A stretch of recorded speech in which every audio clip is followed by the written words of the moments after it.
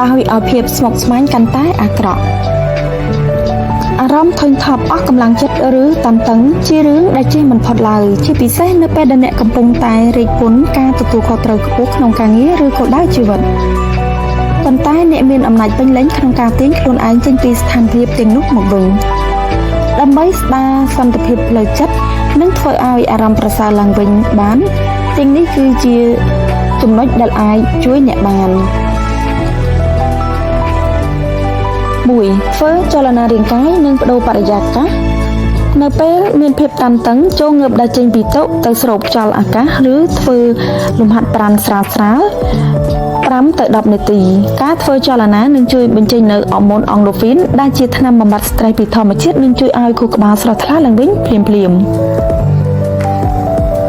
2សម្រាប់កិច្ចការតូចភ្លាមភាពតានតឹងច្រើនតែកាត់ចេញពីភាពរញ៉េរញ៉ៃចូលជ្រើសរើសកិច្ចការតូចមួយដែលអ្នកចំណាយពេលខ្លីហើយធ្វើវាឲ្យរួចរាល់លទ្ធផលតូចទាំងនោះនឹងបង្កើននូវសន្ទុះជួយឲ្យអ្នកមានថាមពលនិងទំនុកចិត្តឡើងវិញក្នុងការធ្វើកិច្ចការផ្សេងបន្ត3បោះបង់រឿងដែលគ្រប់គ្រងមិនបានសួរខ្លួនឯងថាតើរឿងនេះខ្ញុំអាចដោះស្រាយបានឥឡូវទេបើវាជារឿងអតីតកាលឬសម្ដីអ្នកដទៃដែលហួសពីសមត្ថភាពគ្រប់គ្រងចូលរៀនទទួលស្គាល់និងកាត់វាចោល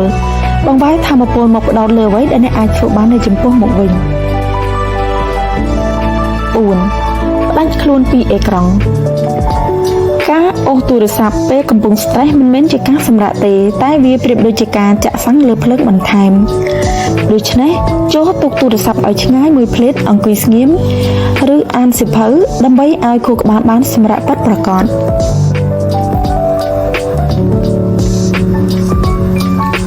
ទី5សរសេរទម្លាក់ការគិតពេលមានរឿងគិតច្រើនពេកចូលយកសៀវភៅមកសរសេររាល់កង្វល់របស់អ្នកចេញមកក្រៅទាំងអស់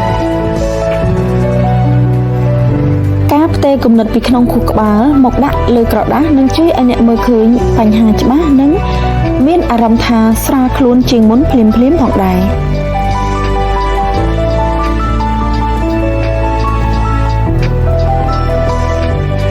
សូមអរគុណ